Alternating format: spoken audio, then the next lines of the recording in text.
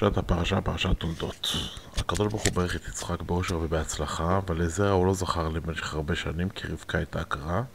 יצחק היה בן 40 שנה כשהוא נושא את רבקה, במשך כמעט 20 שנה הוא מרבה להתפלל לשם שיזכה אותם בילדים, ובסוף השם ברך אותם בהיריון, אבל רבקה מרגישה שההיריון הזה משונה. בדרך כלל העובר זז קצת בתוך בטן האמו, והעובר הזה מתנועה זז בחוזקה. אז היא אמרה לה מה זה קורה ככה, היא החליטה לשאול את הנביא לפשר הדבר. היא הלכה לנביא ואז הוא אמר לה בשם השם, התחושה שלך משונה כי בבטן שלך יש שני עוברים תאומים. כשהם יגדלו הם יתחרו ביניהם מי ימשול על מי, גם העמים יתחרו ביניהם. לכן עכשיו כבר בבטן הם כאילו במריבה, אבל תדעי לך שדווקא הצעיר הוא זה שימשול באחיו הגדול ויזכה בברכת הארץ הטובה. כשמלאו ימי ההיריון היא הופקה על התאומים כמו שאמר לה הנביא. הראשון יוצא עם פנים אדומות, כולו מלא שערות, כאילו הוא בן אדם בוגר, קראו לו עשיו, כי הוא נראה כמו אדם עשוי כבר. אחרי שעשיו יצא הבחינה המיילדת שהתינוק השני אוחז בעקב של עשיו, לכן קראו לו יעקב. עברו שנים, עשיו ויעקב היו נערים, עשיו בוחר לעסוק בציד של החיות ובשדות, ויעקב בוחר לנדוד עם הצאן בכל מקום שהוא פורס אוהל וגר בו ומטבל צאן. יעקב היה איש תם וישר ולא ערמומי או אכזרי כמו אח שלו.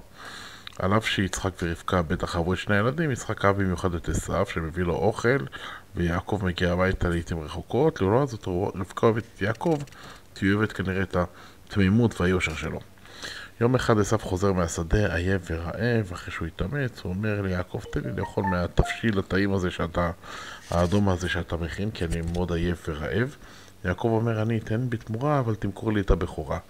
מה זה בכורה? הילד הראשון שנולד להורים שלו נקרא בכור, ממשיך את הדרך של אביו לאחר מותו, הוא גדול שבאחים. והוא גם כן מקבל בירושה חלק מובחר. עשיו לא אכפת לו מהבכורה, הוא אומר מה אני צריך את הבכורה הזאת? אני מתעסק בצד חיות, לפעמים גם חיות טורפות, מי יודע מה יהיה. הבכור מקבל את מה ששייך לאבא רק לאחר מותו, מי אמר שאני בכלל אחיה עד אז? יעקב הבין שעשיו רוצה למכור, אבל הוא לא הסתפק בדבר הזה, כי הוא חשש שעשיו יתחרט על המחירה, לכן הוא אמר אני רוצה שתשבע לי. עשיו נשבע ליעקב, ורק אז יעקב נתן לו לחם עם התבשיל של העדשים שהוא כל כך רצה. עשיו אכול ושתה, ואז הוא קם והלך, הוא לא התחרט על הבכורה.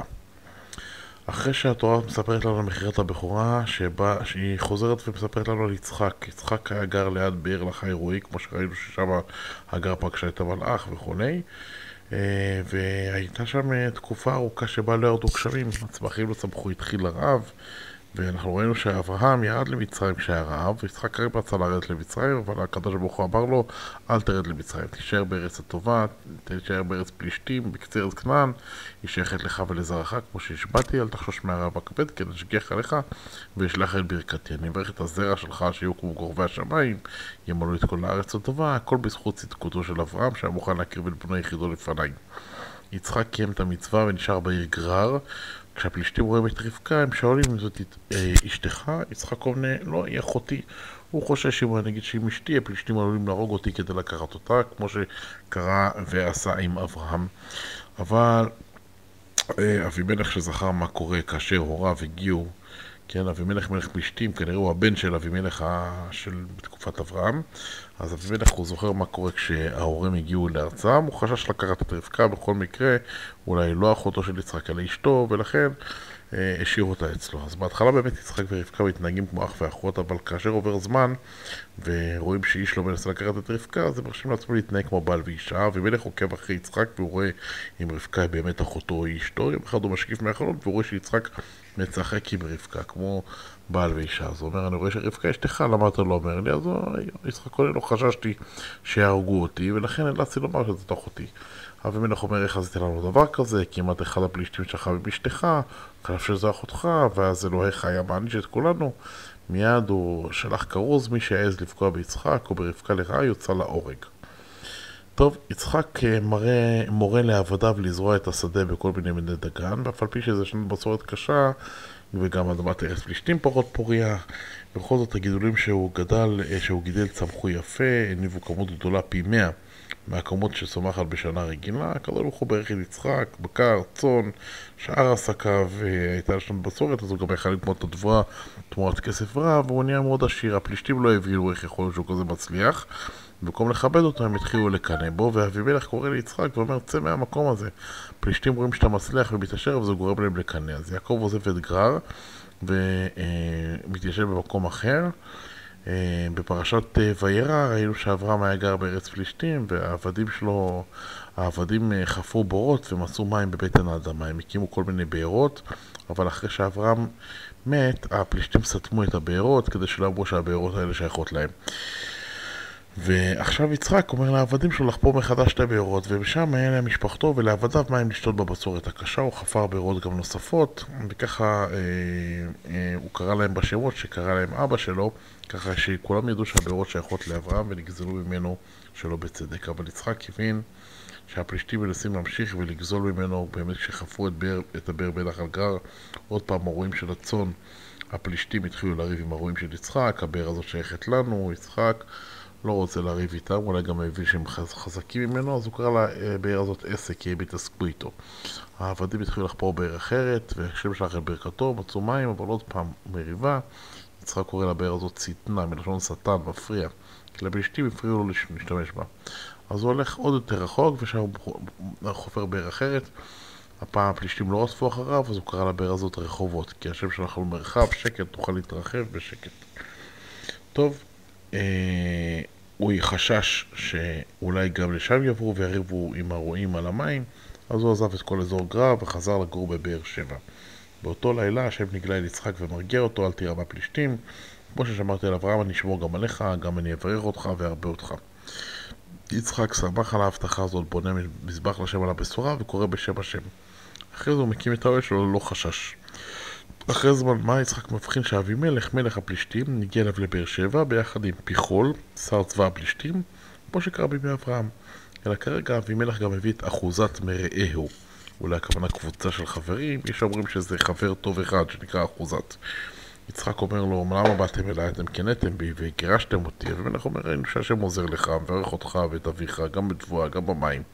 אנחנו חוששים שיום אחד תרצה להילחם בנו והאלוהים שלך יעזור לך, ולכן אנחנו רוצים שתשבע ותכרות אותנו ברית כמו שאנחנו לא פגענו באשתך וגם בך, למרות הצלחתך תכיר לנו טובה. יצחק ערך להם סעודה ומשתה כמו שנוהגים כורתי ברית, ולאחרי זה הם הלכו לישון בבאר שבע. בבוקר כרתו ברית ונשבעו שלא יפגעו אחד בזה בזה. אבימלך ופיחול נפרדו מיצחק וחזרו אל ארץ פלישתים. באותו יום שבו נשבעו יצחק ואבימלך, העבדים של יצחק מצאו מים בבאר שהם חפרו. יצחק קורא לה שבעה על שם השבועה שהם נשבעו. זו הסיבה שקוראים לעיר הסמוכה לבאר הזאת באר שבע. וכמו שגם ראינו בפרשת וירא, גם אברהם קורא למקום באר שבע על שם השבועה שהם נשבעו ועל שם שבע הכבשים שהוא נתן לאבימלך תמורת הבאר. אנחנו ראינו כמה אברהם מתאמץ אז בפרשת חיי שרה לחפש ליצחק אישה מארם נהריים. למרבה הצער עשיו שינה מדרכו של אברהם הסבא שלו, וכשהוא היה בן 40 הוא נשא שתי נשים כנעניות שבמעשים הרעים שלהם גרמו ליצחק ורבקה צער ומרירות. אחת קוראים לה יהודית בת בארי, והשנייה בוסמת בית אלון, שתי בני חטא הכנעניים שישבו באזור חברון. כשיצחק זקן מאוד, הוא כבר קורא לעשיו בנו הגדול, הנני, תראה, אני כבר זקן, אני לא יודע מתי אני אמות, אני רוצה לברך אותך בברכת הארץ הטובה. עליך לקחת את הקשת, החיצים, צא לשדה, תעשי לי מטעמים כמו שאתה רגיל, אני אוכל, ואז אני אברך אותך בברכה המיוחדת. עשיו לוקח את הכלים, וכשרבקה שומעת את הדברים האלה, היא ממהרת לקרוא ליעקב, ואומרת לו, שמעתי את אבא שלך, אומר לעשיו לעשות ציד, מכיוון שבאמת לך מגיעה הברכה, אני מצווה שתביא לי שתי גדי עזים, אני אכין מטעמים לאביך. אבל יעקב כמובן חושש, הוא אומר שעשיו האיש שעיר, אני חלק, לא שערות, אבא שלי לא רואה טוב, הוא לא ירצה למשש, ואז מה נעשה? אמא שלו אומרת לו, אם אבא שלך יקלל אותך חלילה, הקללה תחול עליי, לא עליך, אני שלחתי אותך לעשות, אל דאגה, שמע בקולי, אני אדאג שזה לא יקרה. יעקב שומע בקול אמו, מביא לה את שני גדי העזים, מכינה את המטעמים. רבקה לוקחת את אחד הבגדים שעשיו רגיל ללבוש כשהוא יוצא לציד, ויש בבגד הזה גם ריח של השדה, והלבישה בו את יעקב. מלבד זאת היא לקחה את העורות של כל מיני גדי עזים שהם שעירים, מעוטפת בהם את הידיים, את חלקת צווארים, את הצוואר החלק של יעקב. ככה גם אם יצחק ימשש את הידיים וכו', הוא ירגיש את השערות ויחשוב שזה עשיו השעיר. ואז הוא נכנס עם הבשר ביחד עם הכיכר לחם, מגיע ליצחק. יצחק אומר לו, מי אתה? אומר לו, אני עשיו, בנך הבכורה, עשית מה שציוויתי. יצחק התפלא כל כך מהר, איך מצאת הציד כזה? יעקב עונה, כשהגעתי לשדה, השם אלוהיך זימן לפניי בעל חיים, הצלחתי. טוב, יצחק בכל זאת רוצה לבדוק, תן לי למשש אותך. יעקב מתקרב, יצחק ממשש. מרגיש שזה, הוא אומר, כל הדיבור מזכיר את הקול של יעקב, אבל הידיים מסעירות באמת כמו עשיו. הוא עדיין מתלבט ושואל אותו עוד פעם שלישית, אתה בני עשיו? אומר לו, אני.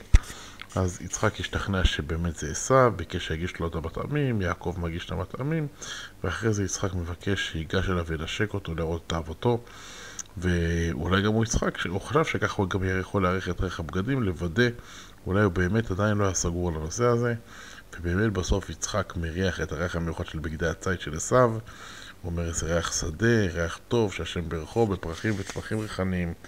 ואז הוא ברך אותו ברכת הארץ, שהשדה שלך יהיה מבורך תמיד, הקדוש ברוך הוא יורד לו מטר, הארץ הטובה תשפיע שפע של תבואה, עין ויין, תזכה שהבקר והצאן יאכלו מצמחיה, וכמובן ברכת הבכורה, כשבניך ישמרו את דרך השם, יזכו שבני אחיך ובני דודיך, כולם יהיו כפופים משועבדים לבניך, וישתחוו וכל מי שיפריע לך, שמקלל אותו. טוב, אחרי שיצחק מסיים לברך את יעקב, הוא יוצא מלפני אביו, עשיו מגיע הביתה והוא אומר לאבא שלו, אבא, בוא קום תאכל מהציד של הזה. הוא אומר, מי אתה? אני עשיו. הוא חורד חרדה גדולה. יצחק, אם אתה עשיו, אז מי בא אליי קודם והתחזה? וברכתי אותו. הברכה תישאר בידו לעולם. שמע עשיו את הסיפור הזה, צעק צעקה נוראה של צער וכאב. ברך גם אותי אבי. יצחק הבין שיעקב התחזה. הוא אמר, אני לא יכול לברך אותך, אחיך יעקב בא ברמה, התחזה אליך ולקח את ברכתך. כשעשיו שומע שיעקב הוא זה שהתחזה, עכשיו אני מבין למה הוא נקרא יעקב. פעמיים הוא עקב, ערב לי בעורמה והתחכמות. פעם אחת הוא הרים עליי וגרם לי למכור את הבכורה כשהייתי מאוד רעב, ופעם שנייה הרים עליי ולקח את הברכות שמגיעות לי. מה, אבא שלי, אבא לא השארת לי ברכה? אז יצחק, כשהוא שומע את זה, הוא מבין למה יעקב לקח את הברכה מעשיו, כי באמת הברכה מגיעה לו, כי הוא קנה את הבכורה. הוא אמר לו, אני לא יכול לברך אותך, בברכת הבכור זה רק לבן אדם אחד, וברכתי את יעקב שהבנים שלו ישליטו על בניך, וגם הוא יקבל את הארץ המבורכת בדברה ויין, במה אני אברך אותך? אז עשיו פורץ בבכי מר, אבא, מן הסתם השארת ברכה כלשהי, גם התכוונת לברך אותי ולהשאיר משהו ליעקב, אז מה תכננת? הוא אומר, אני לא יכול לברך אותך שתשלוט על אחיך, ברכתי את יעקב שהוא ישלוט עליך. אני אברך שגם הארץ שלך תהיה פוריה ושמנה, פירות משובחים, תצא למלחמות ותנצח, אבל למרות זאת תהיה העבד של אחיך. רק אם הוא ישעבד אותך יותר מדי, ואתה תצעק לשם, אז השם יקשיב לך, ואתה צלק אותו לשעבוד מעליך. עשיו כעס על יעקב כעס נורא, הוא שנא אותו, שהוא לקח ממנו את הברכה העיקרית, הוא אמר, אחרי שאבא שלי מת, אני הולך להרוג את יעקב. אבל זה נודע לרבקה, היא קראה ליעקב ואמרה, שמעתי שעשיו רוצה להרוג אותך, שמע בקולי תברח מכאן לחרם, בארן נהריים, אחי לבן גר שם, וישב שם כמה שנים עד שעשיו יירגע. אם תישאר בארץ, עשיו עלול להרוג אותך, אז זה לא שווה את זה.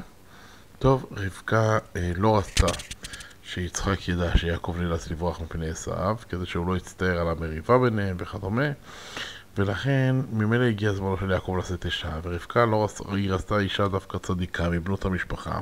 אז היא אמרה ליצחק, תראה, עשיו כבר נשוי, ליעקב אין אישה, אני רואה שהתנהגות המרושעת של נשותיו הכנעניות של עשיו, אני רואה את זה, אני מבקש שיעקב לא יישא אישה מבנות כנען, גם יעקב, גם אם הוא יישא כנענית, איך אני יכול להמשיך לחיות ככה?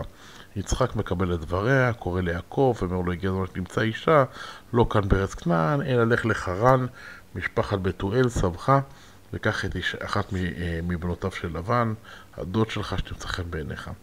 והשם יברך, יקיים את ההבטחה, ילכו לך בדרך שתלך, ובעצם הקדוש ברוך הוא יברך אותך כמו שהוא הבטיח לאברהם אבי, שהזרע שלו יפרה וירבה ויהיה לעם גדול מאוד בעזרת השם.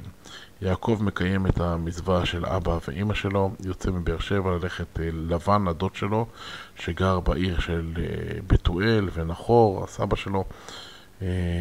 עשיו רואה שיצחק שולח את יעקב לשאת אישה, והבין שבנות כאן רעות בעיני אביו, והוא לא רצה לגרש את נשותיו הכנעניות, אבל מצד שני הוא רצה לכבד את רצון אביו, אז הוא השאיר את הנשים שלהם, אבל הוא נושא אישה נוספת שהיא לא כנענית, גם היא הייתה מהמשפחה שלו, את מחלת, הבת של ישמעאל, הדוד שלו.